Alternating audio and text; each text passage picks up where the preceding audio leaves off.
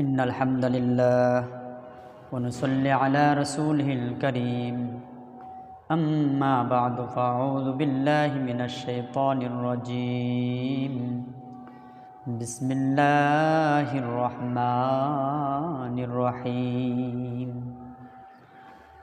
ما كان محمد أبا أحد من رجالكم ولكن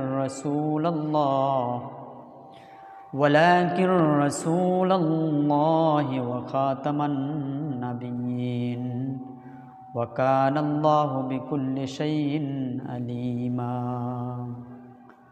اللهم صل على محمد وعلى آل محمد كما صليت على إبراهيم وعلى آل إبراهيم إنك حميد مجيد الحمد لله আল্লাহ তাআলার দরবারে অগণিত অসংখ্য লাখো কোটি শুকরিয়া যে রব্বুল আলামিন আপনি আমাদেরকে মুহররম মাসের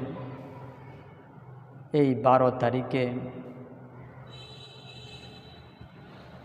সম্পর্কে কিছু কথাবার্তা বলার তৌফিক দিয়েছেন, আল্লাহর ঘর মসজিদে আসার তৌফিক দিয়েছেন।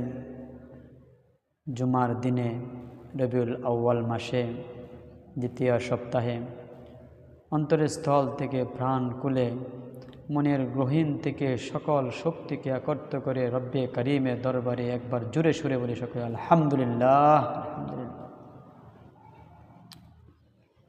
যে রব্বুল আলামিন আমাদেরকে এই দুনিয়ার মধ্যে সৃষ্টি করেছেন এবং কি যিনি মানব সরকারে দু আলম হুজুর পাক সাল্লাল্লাহু আলাইহি সাল্লামকে সৃষ্টি না করলে দুনিয়া আর আসমান জমিন যা কিছু আছে কোনো কিছুই সৃষ্টি করতেন না। ওই রব্বে করিমের দরবারে শুকরিয়া জ্ঞাপন করছি এজন্যই রব্বুল আলামিন সকল নবীদের নবী যিনি আউয়াল, সকল নবীদের সর্দার যিনি, তিনি হলেন সর্বশেষ নবী আলা নাবিয়্যা বাদা খাতামান নাবিয়্যিন লা নাবিয়্যা বাদা হুজুর পাক সাল্লাল্লাহু আলাইহি ওয়াসাল্লাম।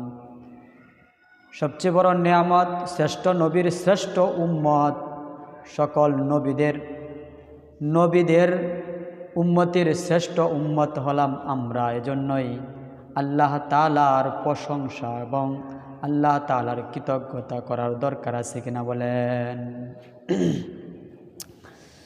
রাসূল আকরাম সাল্লাল্লাহু আলাইহি ওয়াসাল্লাম তিনি হলেন আমার নবী, আপনার নবী, মায়ার নবী, দিনের নবী হুজুর পাক সাল্লাল্লাহু আলাইহি ওয়াসাল্লাম। এই এত আলোচনা হুজুর সাল্লাল্লাহু আলাইহি সাল্লামকে নিয়ে 12ই রবিউল আউয়াল মাসে এত আলোচনা কেন? रबीउल अव्वल महीने 12 रबीउल अव्वल महीने में सुबह सादिक के वक्त आप सल्लल्लाहु अलैहि वसल्लम दुनिया से बजाए हुजूर पाक सल्लल्लाहु अलैहि वसल्लम 12 रबीउल अव्वल मासे दुनिया থেকে চির বিদায় নেন।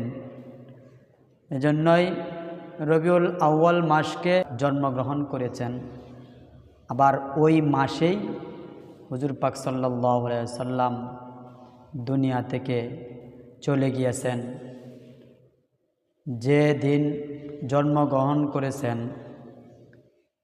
সেই দিন রোম এবং পারস্যের নতুন আবির্ভাব, পারস্যের মধ্যে আলোকিত হয়ে গেছেন। জন্ম সম্পর্কে জন্মগ্রহণ করেছেন, প্রসব করেছেন, আমি কোনো কিছুই কষ্ট যন্ত্রণা কোনো কিছু অনুভব করতে পারি নাই। রাসূল আকরাম সাল্লাল্লাহু আলাইহি ওয়াসাল্লাম দুনিয়ার মধ্যে জন্মগ্রহণ করার পর সিজদায় অবস্থায় পড়ে গেলেন, আল্লাহর প্রশংসা আদায় করলেন। হামদান কাতিরান তয়্যিবান মুবারাকান ফীহি, এবং কি যে রব্বুল আলামিন মাওলায়ে কারীম আপনি আমাদেরকে এত সুন্দর করে বানাইলেন চেহারা। সূরা ৩-এর মধ্যে বলে দিয়েছেন ওয়াত্তিন ওয়াজ্জাইতুন ওয়াতুর সিনিন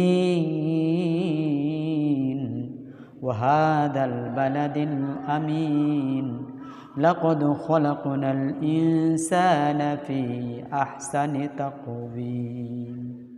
শ্রেষ্ঠ নবীর শ্রেষ্ঠ উম্মত বানাইছেন এবং কি আল্লাহ রাসূল সাল্লাল্লাহু আলাইহি সাল্লাম বলেন, আল্লাহ তাআলা তো মায়া করে মহব্বত করে আমাদেরকে আপনাকে সৃষ্টি করেছেন, মায়ের গর্ভে লালন পালন করেছেন, সুন্দর একটা চেহারা দিয়েছেন, যে চেহারার মধ্যে আল্লাহ তাআলা নিজের হাতে কুদরতি চেহারা বানাইয়া দিয়েছেন।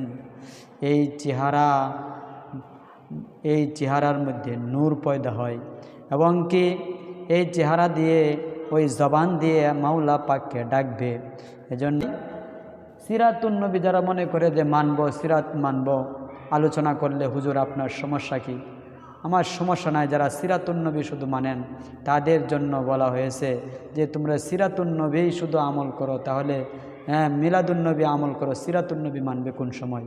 সিরাতুন নবী হলো হুজুর সাল্লাল্লাহু আলাইহি সাল্লামের পুরা ৬৩ বছরের জিন্দেগি। রাসূল সাল্লাল্লাহু আলাইহি সাল্লাম যখন নবুয়ত প্রাপ্ত হন ৪০ বছরে, ৪০ বছরের পর থেকে ২৩ বছর সিরাতুন নবী। এজন্যই সিরাতুল মানতে হবে, সিরাতুন নবী মানতে হবে, তাহলে আমরা কামিয়াবি হতে পারবো। আল্লাহ তাআলা আমাদেরকে সিরাত মানার তৌফিক